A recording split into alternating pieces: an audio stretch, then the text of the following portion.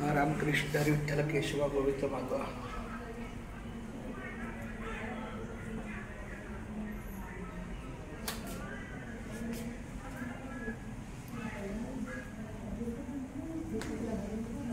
रामकृष्ण हरी विठ्ठल केशवा गोविंद माधव मागव ना.